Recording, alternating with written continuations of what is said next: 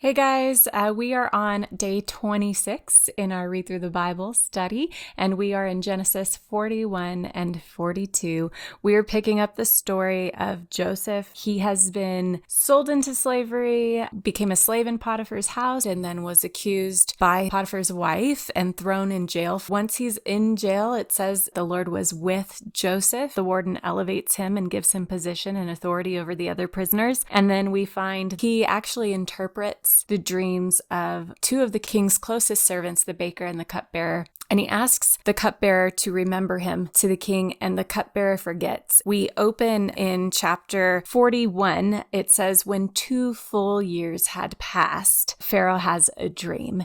And we see that in those 2 full years, Joseph has remained faithful to God. He has continued to trust that God is with him. And we know that because when Joseph's called in to interpret Pharaoh's dream, he says, I cannot do it, Joseph replied to Pharaoh, but God will give Pharaoh the answer he desires. And so we see that Joseph is a man of faith, that he is trusting God in his situation, that though these really horrible events have transpired in his life and unfolded, we see that he's still trusting God in faith, and God is continuing to move him forward and has his hand over his life. And Pharaoh elevates Joseph. He puts Joseph in charge of all of Egypt to help them navigate the coming years of famine. And Joseph is blessed by the Lord, and everything he does seems to prosper under his care. Everything that's put in his hands, he does well with, and the Lord blesses him.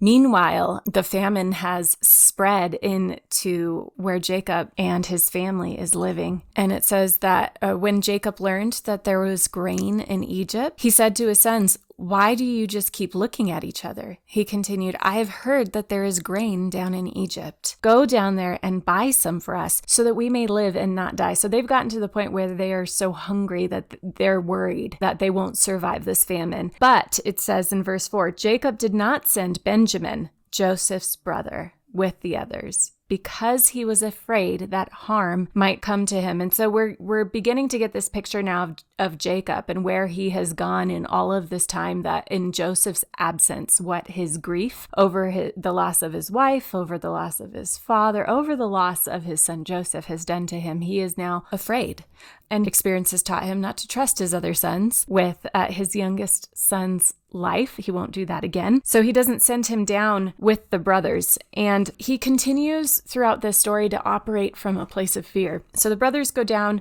into Egypt to get the grain. And it says, Joseph's brothers arrived. They bowed down to him with their faces to the ground. As soon as Joseph saw his brothers, he recognized them, but he pretended to be a stranger and spoke harshly to them. It says, where did you come from? He asked. From the land of Canaan, they replied, to buy food. And verse 8 in chapter 42 says, although Joseph recognized his brothers, they did not recognize him. Then he remembered his dreams about them and said to them, you are spies. You have come to see where our land is unprotected. Now, we don't know why he does that when he recognizes them.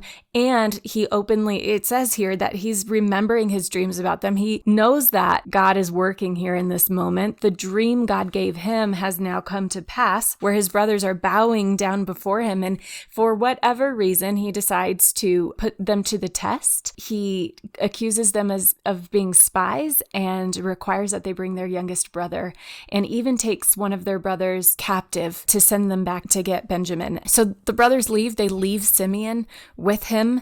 They go back to their father, Jacob. And their father, Jacob, says to them in verse 36, you have deprived me of my children. Joseph is no more. Simeon is no more. And now you want to take Benjamin. Everything is against me. Everything is against me, he says. Before this, he says, the Lord has always been with me.